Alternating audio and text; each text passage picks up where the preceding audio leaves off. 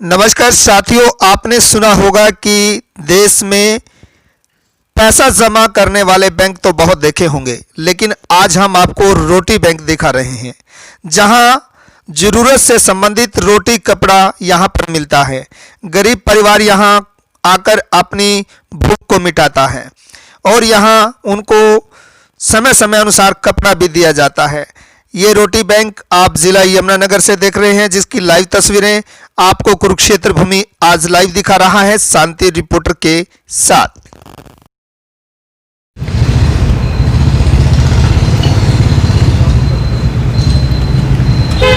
नमस्कार, कुरुक्षेत्र भूमि न्यूज़ में मैं शांति सभी का स्वागत करती हूँ। जिस तरह से रोटी, कपड़ा और मकान ये इंसान की मूलभूत ज़रूरतें हैं, इनको कोई भी चीज़ और सब चीज़ें बाद में आती है। सबसे पहले रोटी और कपड़ा और मकान का फिर भी इंसान किसी तरह से अस्थाई घर बनाकर या किसी भी तरह से गुजारा कर लेगा, लेकिन उसके पेट के लिए अन्न या रोटी सबसे पहले महत्वपूर्ण है और शरीर ढकने के लिए उसे वस्त्र की ज़रूरत है। तो इसी सेवा भाव को रखते हुए दयालु रोटी बैंक द्वारा एक दयालु परोपकार बैंक शुरू किया गया है। तो हमें जानकर बड़ी जिज्ञासा हुई, देखकर परोपकार बैंक, मनी बैंक सुने थे हमने, पंजाब नेशनल बैंक सुना था, स्टेट बैंक सुना था, लेकिन ये परोपकार बैंक क्या है, मन के अंदर जिज्ञासा हुई। और इसी जिज्ञासा को शांत करते हुए इन्हीं क्वेश्चनों का हम आंसर लेते हुए, प्रश्नों का उत्तर लेने के लिए आज हमारे साथ पंडित केशव शर्मा जी मौजूद हैं। आइए सर से लाइव मुलाकात करते हैं और जानते हैं ये परोपकार बैंक किस तरह का बैंक है, इसमें किस तरह के सेवा भाव रखे जाते हैं। आइए सर से विशेष मुलाकात करते हैं। जय श्री राम जी सर। तो सर जानना चाहूँगी, ये परोपकार बैंक जो है, इसका निर्माण किसकी प्रेरणा से हुआ, इसका क्या मेन उद्देश्य है और इससे कितने लाभार्थी लाभ उठा पा रहे हैं? पिछले साल जैसा कि आप जानते हैं, हमने दयालु रोटी बैंक की स्थापना की थी ताकि कम से कम हमारे मंदिर के आसपास के क्षेत्र का कोई भी व्यक्ति भूखा ना रहे। वो 1 साल करीब इसको हो गया और सैकड़ों हजारों जो बेसहारा लोग हैं, जिनका कोई संभालने वाला नहीं है, उनको खाना देने वाला नहीं है, वो यहाँ पे खाना खा रहे हैं। लेकिन जब हम उनको खाना बांटते थे तो कई बार हम ऐसे लोगों को देखते थे जो इतनी ठिठुरती ठंड में भी बिना कोई सिर्फ एक शर्ट डाले हुए, वो भी फटी हुई शर्ट डालकर खाना खाने आते थे।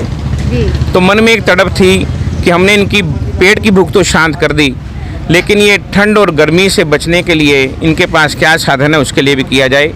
तो इसी उद्देश्य को ध्यान में रखते हुए इसी साल 1 जनवरी से हमने दयालु परोपकार बैंक की स्थापना की, जिसमें ना केवल कपड़े, आप सभी जानते हैं कि अब सभी लोगों के ऊपर भगवान की कृपा, लक्ष्मी माता की कृपा, सभी घरों में इतने कपड़े बचे होते हैं कि 2-3 बार 4 बार डालने के बाद उससे मन उब जाता है और वो वैसे ही कबर्ड में पड़े रहते हैं। तो अगर वो कपड़े लोग यहाँ पर दे जाएं तो हम ये ज़रूरतमंदों को वही कपड़े वितरित करके इनकी जो ठंड है, इनको जो परेशानी आ रही है, उसका समाधान कर सकते हैं। और सिर्फ कपड़े ही नहीं, जूते, घरों में बचे हुए छोटे बच्चों के खिलौने, शॉल, कंबल, लोई वगैरह, कोई भी उपयोग का सामान जो आपके घर में फालतू है, आपका वो सामान जो है वो किसी के काम आ जाएगा और इन गरीबों की जो बहुत दिन के लिए सोना है, ये बचा हुआ सामान भी उनकी ज़रूरत पूरी हो जाएगी। इस उद्देश्य को ध्यान रखते हुए हमने ये स्थापना की।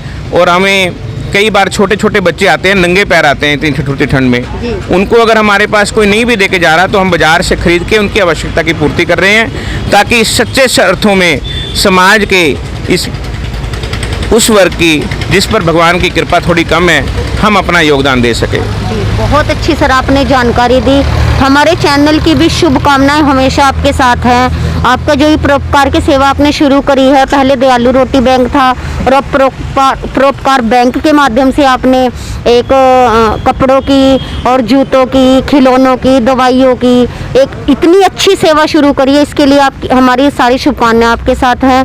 तो अपने चैनल के माध्यम से मैं सभी लोगों से ये निवेदन करूंगी कि जो भी उनके पास है, जो भी उनके बच्चों के या घर के जो भी कपड़े वगैरह यूज़ होने के बाद बच गए हैं, 2-4 बार पहनने के बाद चप्पल जूते बच गए हैं, खिलौने हैं, दवाइयाँ हैं, किसी भी तरह की चीज़ जिन्हें हम यूज़ करने के बाद उसको यूज़ नहीं करते, हमारे लिए वेस्ट है, उन चीज़ों को कृपया यहाँ तक पहुँचाएँ और लोगों तक उनका लाभ मिल सके।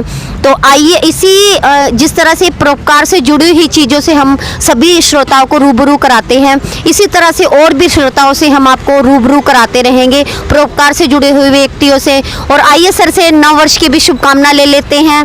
आइए सर से मुलाकात कर लेते हैं फिर से। आप सभी को जो भी ये मेरी आवाज़ सुन रहे हैं, ये चैनल देख रहे हैं, उन सबको नववर्ष की बहुत शुभकामनाएं। पिछले साल की भांति जैसे लोगों को डर था, ये डर इस साल बिल्कुल सब डर मुक्त होकर कोई भी रोग शोक किसी के नज़दीक भी ना आए, आप सबकी मनोकामनाएं पूरी हों और जीवन में जो जो आपने भगवान से प्रार्थना कर रखी है वो सबकी प्रार्थना सफल हो और आप सब लोग दिन दुगनी रात चौगुनी तरक्की करते रहें। धन्यवाद। बहुत बहुत धन्यवाद सर। बने रहिए कुरुक्षेत्र भूमि न्यूज में रिपोर्टर शांति और कैमरा पर्सन आकाश के साथ। आगे भी हम आपको ऐसे ही लाइव मुलाकात में परोपकारी व्यक्तियों से आपकी मुलाकात कराते रहेंगे और उनके दिए करे गए श्रद्धा भाव से अवगत कराते रहेंगे। धन्यवाद।